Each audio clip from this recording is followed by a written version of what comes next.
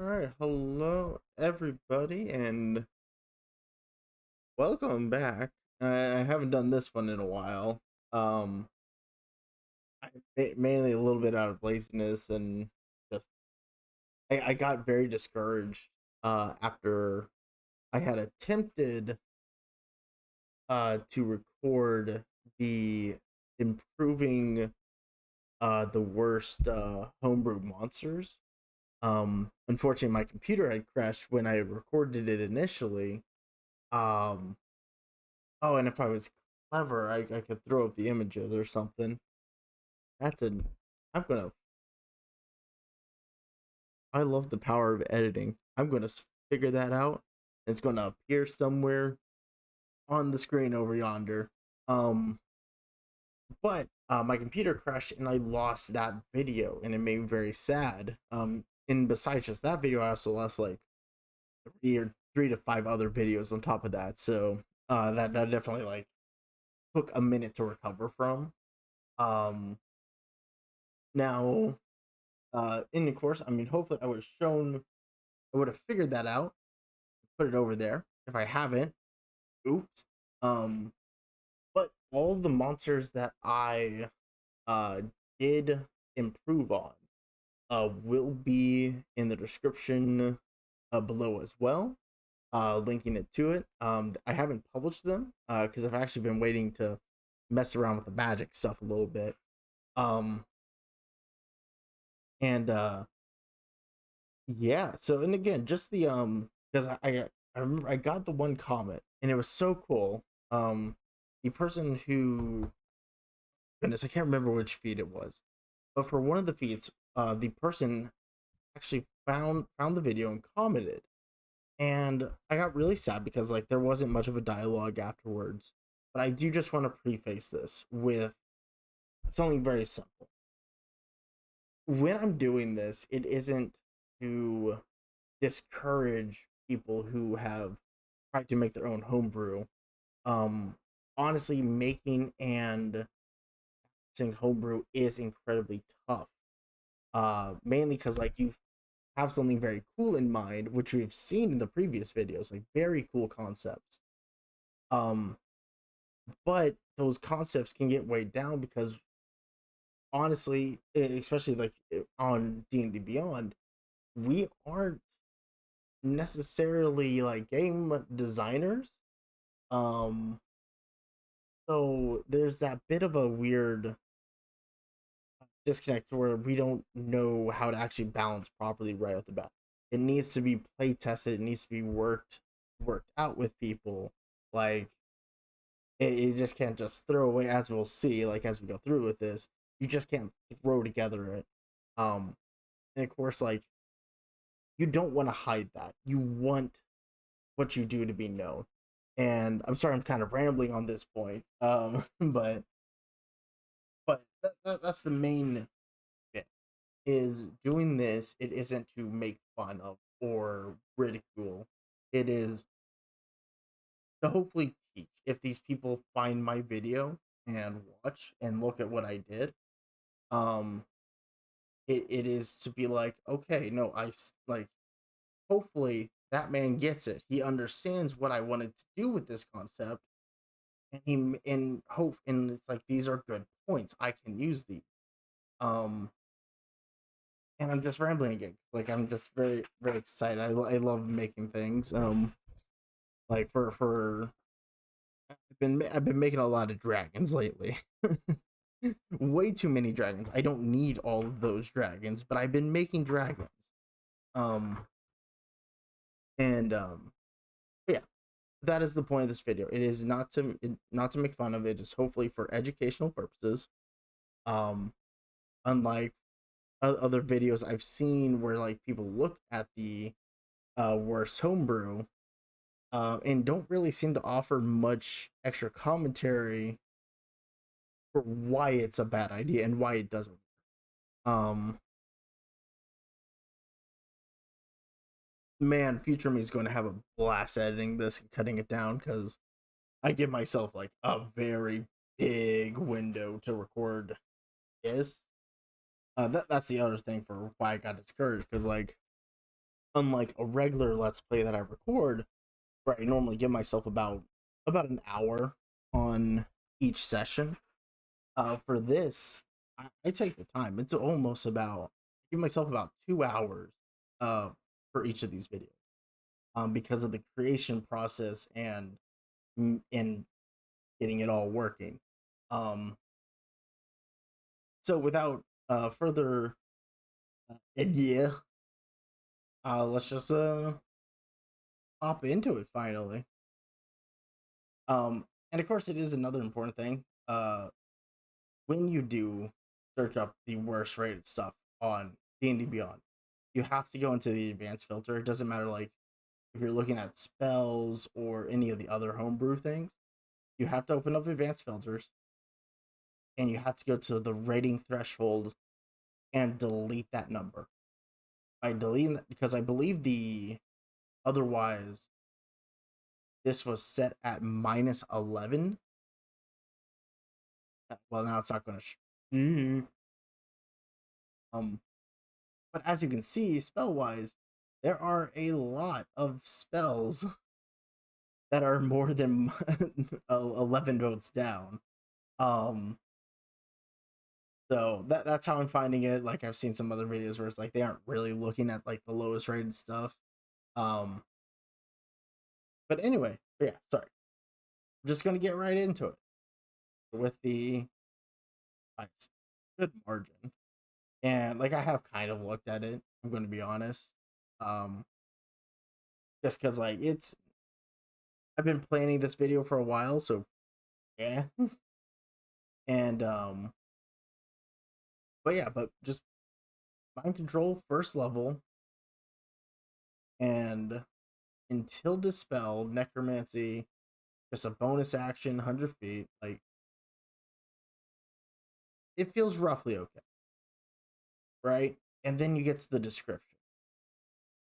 Allows the player to control a creature or possessed item within 100 feet as long as the player knows the name or link. And as I get roughly set up for actually make the shit, um, the problem is that is way too strong as for a first level. I have to check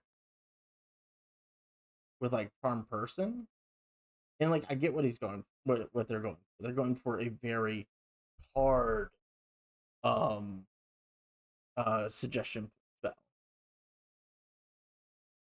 Unfortunately, kind of an overhaul. And taking that's not right. I see a typo already. This is why you double check shit. Um, so because of the spell, I just way too powerful at first level in general. Um, I had to bump it up to a third level spell. Um, effectively following, I basically just inspiration from charm person and suggestion. Um, where it's a little bit more intense.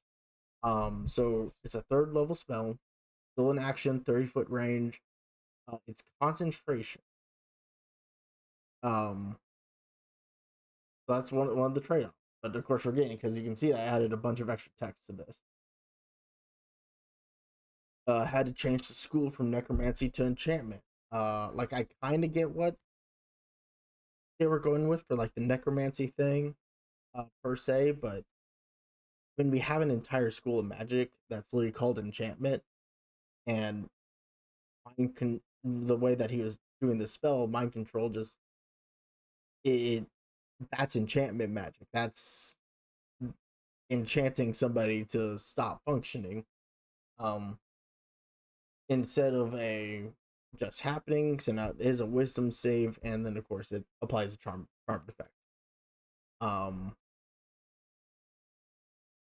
and like man, a lot of creatures are, and so of course, so just the basic text that I changed it to. So allows the caster to attempt to control any humanoid, which hopefully I spelled right. it doesn't look right, but it's not being spell checked, and kind of bugs me.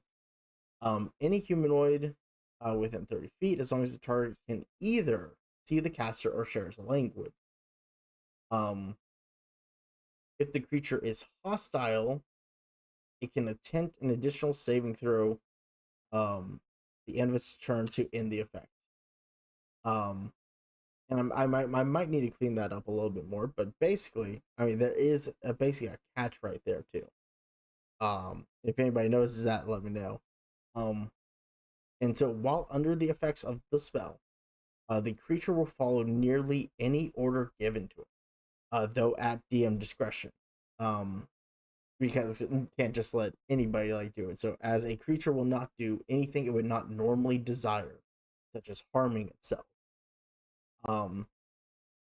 So of course, like this saying, like if you were to use this in like a combat situation, against like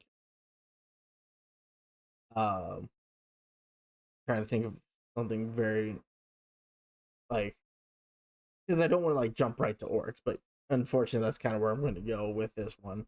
Um, you use this on an orc and you basically tell them, "Hey, go fight your buddies." The orc's going to do that because the orc desires battle, kind of situation. Um, and of course, this is more supposed to be like an actual more of a social spell with this interpretation. And then, of course, you can upcast it, getting you additional creatures as you go on. Um, and honestly, yeah, that's the best I got for that one. How did I do this then? When I get to editing that. Yeah, so pretty simple. Nice, easy one, you know. Hmm. Yeah.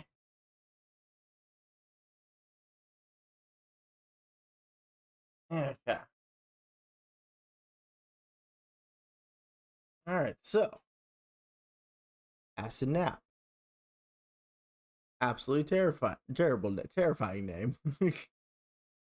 So cantrip, one action, 30 feet, instantaneous conjuration, con save, poison. Okay, very simple. But like, I think the word, well, for them, I mean, yeah, like you can tell, like a spell will like in any of these descriptions, like from that will give it, but like you aren't gonna get the full story until you get to until you get to the description. Um, yeah, so you extend your hand towards a creature you see within range and project a puff of noxious gas from your palm. The creature must succeed a Constitution saving throw or fall asleep, taking 1d6 poison. Oh, also take. Honestly, now that I'm like actually looking at this, um, this isn't a bad spell. Per se that I'm looking at it. Honestly, I don't think I should even edit it. I still am. Don't get me wrong. Um, but otherwise, no. It's a great concept. It's not overpowered, and because it like the fall asleep thing, like is at least connected to a saving throw, and it's not like stays asleep forever. And as everybody knows, like the quickest way to get past being asleep in D&D is literally just to have an ally slap you. Now, of course, is it a little strong as a cantrip? Absolutely. Um, and maybe that's the problem and why people why it's got rated so low. Okay, so it's all background information. Okay, all right, but yeah. So again, there really was not a lot uh to change about that spell though. like again, I find it was fantastic. It was nice and short, it was sweet, it was easy for me to do. Like that was a fantastic one. Um so effectively the only change that I made, which technically is a big one, but it lets the spell do a little bit more, is it is now a first level spell. Um well, I did two big things. So it's a first level spell. You have to technically be touching them. Same kind of description, just they succeed. Must succeed on a constitution saving throw, taking 2d10 poison damage, and falling asleep. Um, so that is a massive buff to the damage. And as they're asleep, like there is no duration. Very technically, it will last until they're woken up. But that's up for other people to catch on to. Um, and then of course on a successful save they take half damage, but they don't fall. And you can upcast it. Um, Again, fantastic spell. I love it. Like even this was great. Like they roughly knew what they were doing, and like I'm a little concerned just because of implications. For like why you would need this type of spell. But I get it. Um, like sometimes like what we're looking to do isn't in the books, so we make our own shit up. That is the joy of playing Dungeons and Dragons. But then of course you get shit like this. Sorry, I don't mean to like punch down right on there. Um so Azamar Wings as a cantrip, touch 1 hour.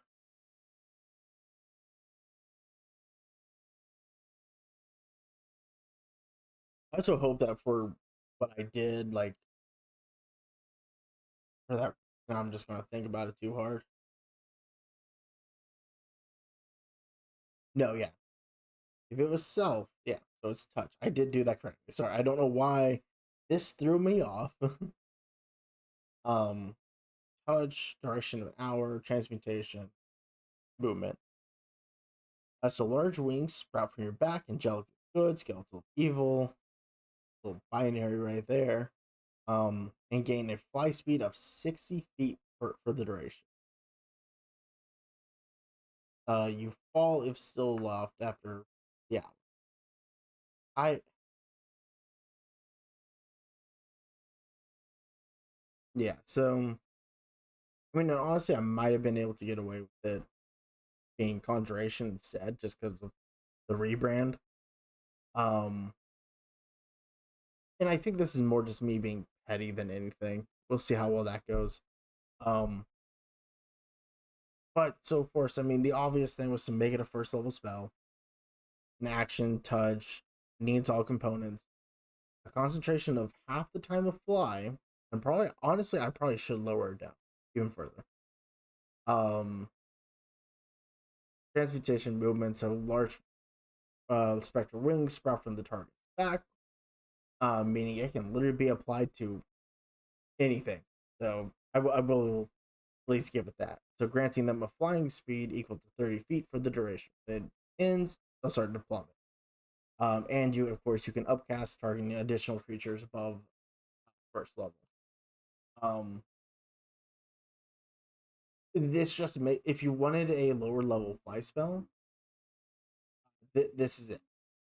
Um, like because again, otherwise this is just way too good as a cantrip. Like I know it said like components, it has none here. That's just because he forgot to change things. So, like, do you still need the wing, like a feather from a bird? And again, just very like the binary language. I get what he's going for. Again, it has Azamar wings. Like there was an idea behind it. But again, just very like binary for like silliness sake, and it's just as powerful. Actually, sorry, it's not just as powerful; it is more powerful than the fly spell as a cantrip. Um, so that's why you need to go down to this. Like have a little bit of back and forth. Don't know why that one irked me so badly, but like what am I to say? Like I'm literally just going off judging other people's material, thinking I can do a better job, and then moving on. Like I really don't have a lot of room to talk, but like we're here for a conversation. We're here to teach and learn and all that good stuff. All right, as I reset all that, I need some water after that one. Okay. So now we got our first actual heavy hitter. Like this person made a heavy hitting spell for a reason. And they called it Flaming Barrage of the Awakened One. So ninth level, one action to cast, 60-foot range, only verbal components, instantaneous conjuration. Now I'm just kind of curious. Not showing this on the screen though. Is it just that's just actual gibberish? That's funny. But fair. Like I appreciate using runes for that. So you quote speech of ancient primordial that awaken a power that has been kept away from any mortal that uses the spell for harm. Once the word oh, there was a translation right there. That's funny. Um, is spoken, a rumble will begin to form around the party and grow in strength and then stop. As a gargantuan rift forms in front of your eyes, and a gargantuan-sized primordial comes through the rift, attacking the entity that the caster thought. Okay, sorry. The primordial comes through the rift, attacking the entity, yeah, that the caster thought of while the spell was being cast. The primordial will then fire. Will then, with its ancient power, fire 3 orbs of magic at the entity, taking. Sorry, I love the damage type. Making 3 dexterity saving throws and taking 40d6 true damage per fail or 20d6 on a success. You want to know what that true damage tells me? This is a fucking League of Legends player. I know. Because I'm one of them. The amount of times I've accidentally tried to call for true damage while I've been running games at tables, and the looks I get is absolutely priceless and funny. And sometimes I'll do it on purpose just because I know I can do it. Not dealing true damage, just saying, oh yeah, no, you just take true damage. Like it bypasses everything. Um, um, but yeah, so right, and then moving on. So, for example, if the entity rolls all 3 saves, then fails uh one of the damage dice, the calculation will be as follows. So 40 plus 40 plus 20, which is still 100 d6. I don't know about you, but I'm not fucking rolling that many dice. I will literally like use like the online roller. Um, only wizard. Okay. Besides the true damage, because you have to pick something. Unfortunately. But luckily there is something very close to what I can get to for it. But otherwise, no, I love this. And I get it, ninth level spells, like they're all fancy and all that. Um,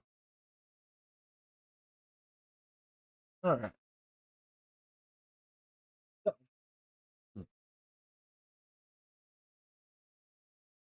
not really a lot for this one, and honestly, I think I may have undertuned it. Um, but I don't really know. Like for a ninth level spell, like it should be very good. So basically, so what I did was obviously so it's still ninth level. It's an action to cast, but I changed the range into unlimited. Um, duration's instantaneous, duration, deck save damage. So just keeping like the rough text. So quote the speech of Eldritch Ancients to awaken power that has been kept away. The rift forms behind the caster, firing orbs of ancient magic at up to 3 creatures of the caster's choice. Can I make that more though? No, because it's unlimited range. The caster must know and be able to visualize these targets though.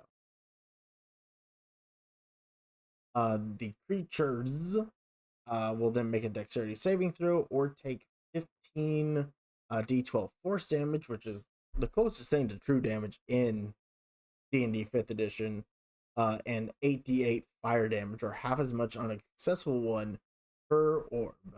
So they still have to potentially make up to 3 saves, but it has been toned down just a little bit. Um, which is what's funny because like as looking for like Meteor Swarm, like very technically Meteor Swarm's doing 40d6 worth of damage up to 4 times. So oh well, I don't know. I'm just trying my best out here. Um, but again, I think having the unlimited range definitely makes up for that. Um, just because I think it's funny and you're dealing with eldritch entities, so like obviously they're going to be able to just do whatever they want. Um, yeah, that was the rough idea for that one anyway.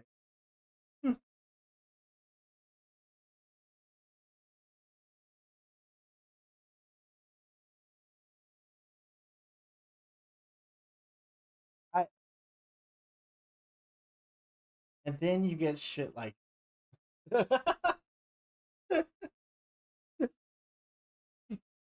which is so funny. Like my eyes went right to the description. Because again, that's where you get the good stuff. So Death Bolt, so cantrip, no action for that. On top of that, range of 100 feet, instantaneous evocation. Um, target takes 2,000 d20 necrotic damage, and I think that's every class. Every class can learn it. Honestly, kudos to you for being so bold, for being brave enough to say what we were all thinking. We're going to roll in just a second too. Um, so unfortunately, there's not really a lot to improve on it because unfortunately, still touch is a thing, and like besides it just being available to everybody, why would you take this over chill touch? Um, so I still kept it as a cantrip, just because there wasn't any extra effect, unfortunately. But I gave it a range of 150. I know that is still a very stupid range on a cantrip. Don't get me wrong, but at least this way, like you would have to make that choice between either chill touch or um or death bolt. School still evocation, range attack, damage dealing 1d10, a reasonable amount of necrotic damage. And then of course just be funny, still tagging everybody on it because why not? Nice ruler. Google. No. I need. No, you don't get to decide. We're automatically adds that number. Okay. You know what? Let's just use D&D Beyonds. I don't think this is D&D Beyonds actually. Um.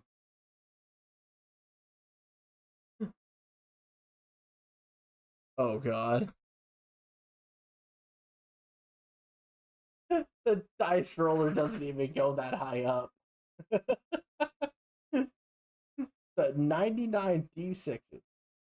You're dealing almost 400 points of damage. Actually, I can do one better. I have a thing because I just find it funny.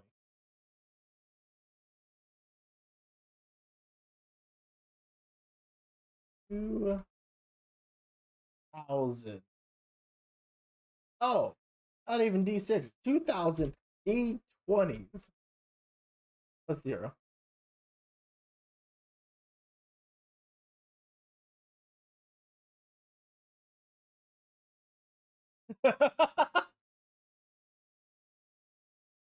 You kill anything with that spell. The So I have and I'll share this real fast. A thing. It's called Any Dice. And it's a dice probability calculator. It encountered a system error trying to roll that number. So I I'm gonna pet Draco Lich as a cantrip. I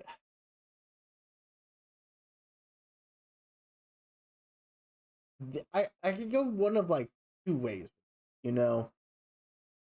I There's the absolute funny way I can go with this, or I treat this seriously as like a summon undead situation or create undead, and all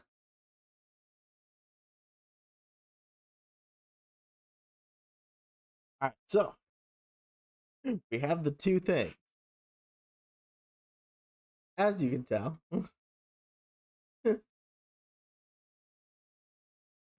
We have option one, the funny option, the good option. Summon Draco Lich at so very simple cantrip, like nothing about it. So summon a small Draco Lich as a companion. This Draco Lich has the stats of a cat or similar beast, is a lawful good, and only desires to be the best little guy out there. Fortunately, on the other side of the spectrum, you have Create Draco Lich, which has been up to obviously a 9th level spell. I couldn't figure out how to actually like word that properly. Duration special, yada yada, and it's go through the process of creating a Draco Lich and all that entails. Unlike the normal process, however, you twist the ritual and to make the Draco Lich subservient to you until either it or you die. Upon creation of the Draco Lich, upon creation, there needs to be a comma there. The Draco Lich makes a Wisdom saving throw to recognize if you have tampered with the spell. If it succeeds, while it will serve you absolutely, it will plot your demise. Because I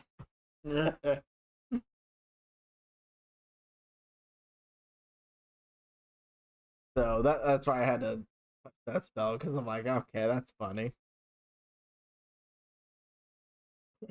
Yeah, we had the funny option, then we got another option, but you just can't give a Draco Lich to your party.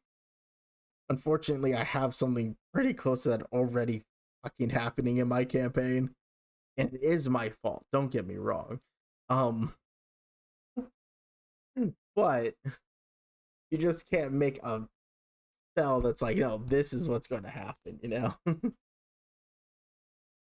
Piss me. All right, so another ninth level spell, Absolute Zero. So ninth level, one action, 150-foot or 140-foot radius.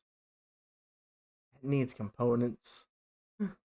Instantaneous evocation, dexterity saving throw.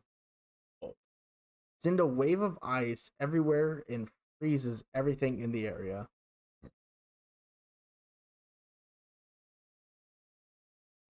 Now, see, I understand where he's coming from because I played Pokemon.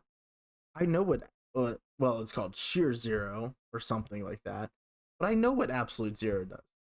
It's a fantastic concept, absolutely terrifying as all hell, but like um, I don't know why I keep closing shit. Very simple, and I love this, and this is the last one for now. Um, so still kept it as a ninth level spell. I reduced, well, I clarified one for one thing, but reduce it down to from yourself out to 70 feet, and of course instantaneous, all that. Um, so obviously it sends out a wave of ice that freezes everything in the area. Difficult. I wonder if I can actually do that real fast. 1 second. Yeah. So the frozen ground becomes difficult terrain for 1 day, and any entrances that are closed off, such as closed doors or windows, uh, such as a closed door or window, are sealed under a layer of ice as it blocks the cold from going any further. Um, and requires a DC 15 check to open up afterward. Creatures in the area, excluding the caster, must make a Constitution saving throw, taking 14d6 cold damage and becoming restrained for 1 minute. On a successful saving throw, a creature takes half damage and is not restrained. While restrained, a creature continues to take 7d8 cold damage at the start of their turn. And that's the word. Yeah, so while they're restrained, they're still taking cold damage, but they can at least hopefully get out at some point. Otherwise, I, I do like that idea. I just wish they had actually included some details. But hey, that's why I'm here. I'm just here to try and improve and teach. And we got through a lot, but like we still can't. Like look at that. There's still. I was kind of hoping to get to million chains just because it was so funny. I'm not going to click on it because I am kind of going over my time, and I did yap. But yeah, so of course, so once this goes up, you guys can. When it goes up, that's also when I'll officially post all the homebrew officially everywhere.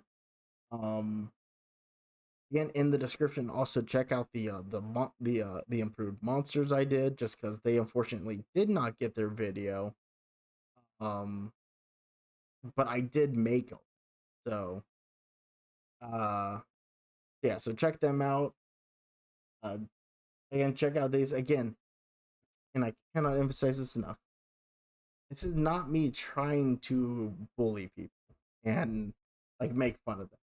It is me trying to hopefully teach and because I want to keep the spirit of what crazy homebrew ideas are going in and through everybody's head, because it is fantastic to see what people can come up with. But of course, we are not game designers. We can't balance for shit. And the only way to get actual feedback is to not have people complaining at you and just downvoting you 146 points.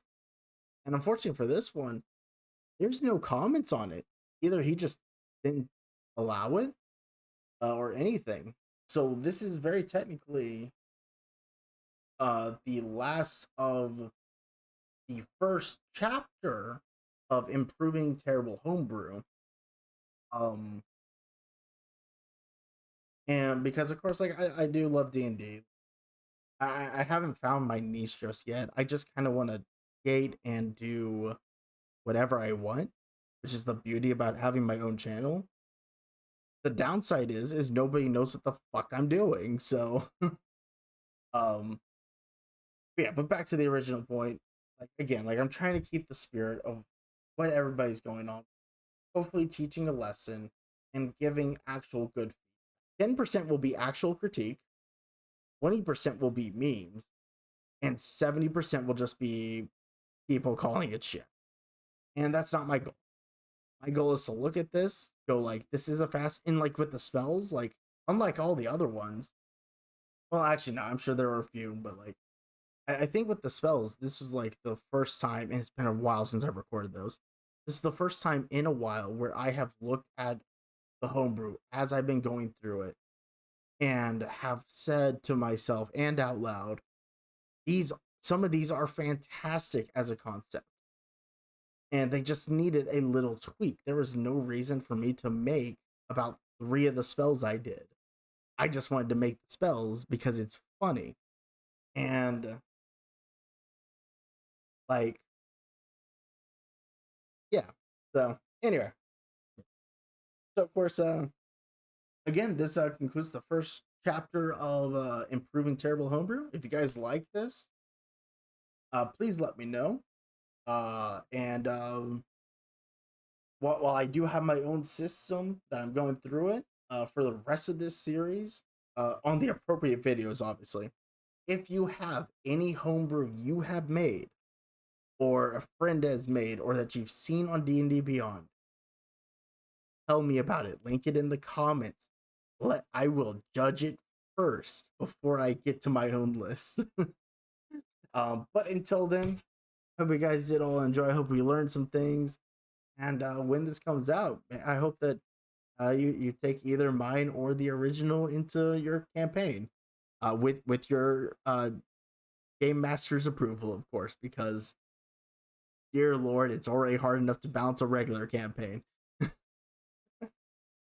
Until next time, have a good one.